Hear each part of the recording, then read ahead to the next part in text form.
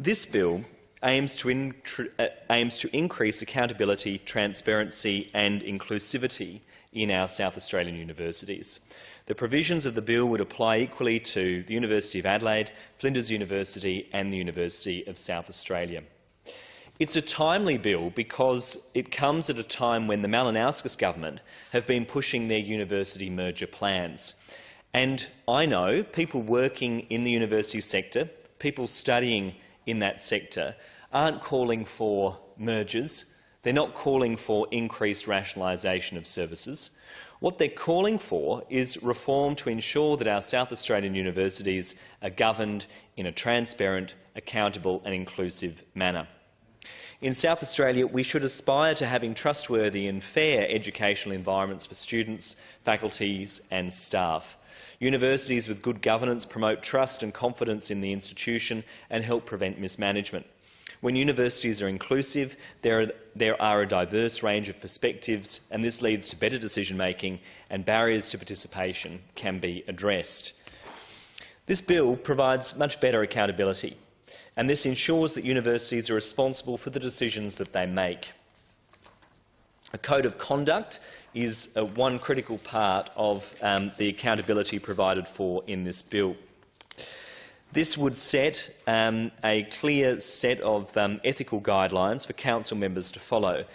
University students and staff are already bound by code of conducts, Mr President, and this bill simply ensures that university council members are bound by a similar code.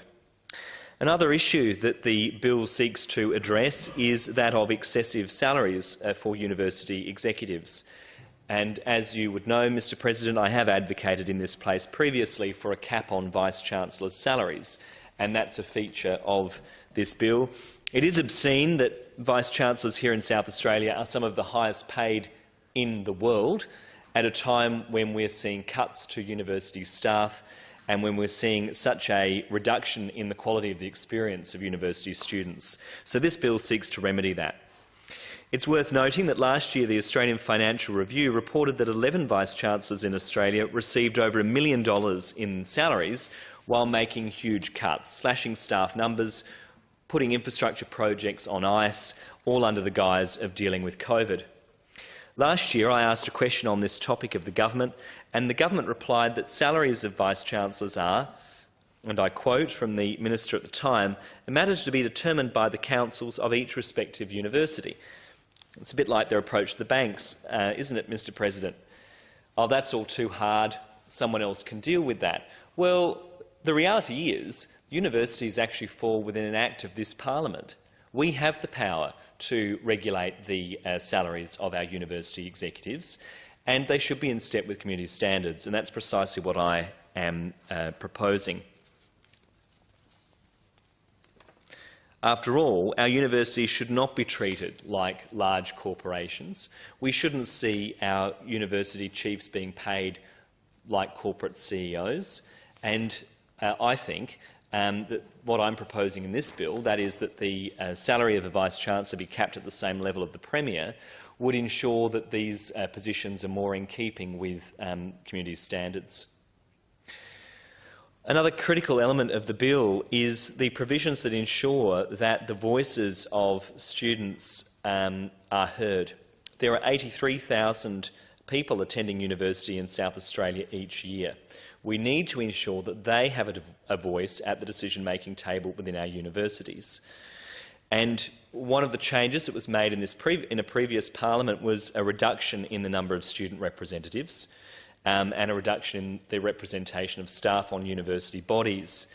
Well, I'm proposing that that be changed, Mr President, and that the representation of those groups be increased.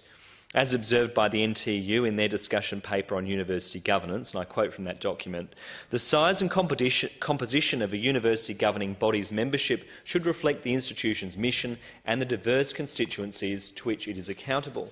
The paper goes on to say, university staff and student representatives are critical to good governance because they have expertise and detailed knowledge on university matters, its culture, operations, and including in relation to teaching and research activities. 6 years ago, staff and students at Adelaide and Flinders University were appalled by the changes made by the then Labor government to the composition of university councils. Well, this is seeking to undo those changes. The bill would aim to ensure that there is a better balance between staff, students and graduates at the University Council decision-making table. The bill would provide for 2 members of academic staff, 2 members of general staff, 3 students, 1 of each being undergraduate and postgraduate, and 3 graduates from the university. To be really inclusive, though, Mr. President, we also need to ensure that First Nations people have a voice at the table of University Council. And this bill also seeks to ensure that there is a First Nations representative at the table of decision-making within these institutions. Beyond the accountability and inclusivity measures in this bill, we've also provided for increased transparency. It is crucial that university council meetings are open to the public so that all stakeholders, including students, staff and members of the community, can engage in a meaningful way. After all, these institutions play a vital role in our civic life. They receive large amounts of public money. They should be accountable to the broader community. The bill requires university councils to be held in public with 3 days' notice given. Councils would be able to move into confidentiality if required on the same basis as that which applies to local government meetings. It also ensures that minutes would be made available for public viewing on a website or as requested by an individual. Beyond transparency, accountability and inclusivity, the Greens believe that our universities also need to deal with the challenges of climate change. And one way to do that is by ensuring that they divest their links to fossil fuels. This ensures that they're walking the talk in terms of addressing climate. We are in the middle of a climate emergency. We need to hold our major institutions to account for their investments in companies that contribute to climate change. This bill would ensure that all 3 of our state's universities divest their assets, any assets that are held in companies involved in the extraction, processing or distribution of fossil fuels. And additionally, universities would be prevented from acquiring any of these assets. This is a comprehensive reform that the Greens are proposing, Mr. President. But in the main, the bill aims to ensure the governance of our universities is based on best practice. The changes that are included in the bill are consistent with those that have been advocated by the National Tertiary Education Union, and we believe this is the direction that the university sector should be heading in, rather than down the path of mergers that have been advocated by the Malinowskis government. And with that, I'll conclude my remarks.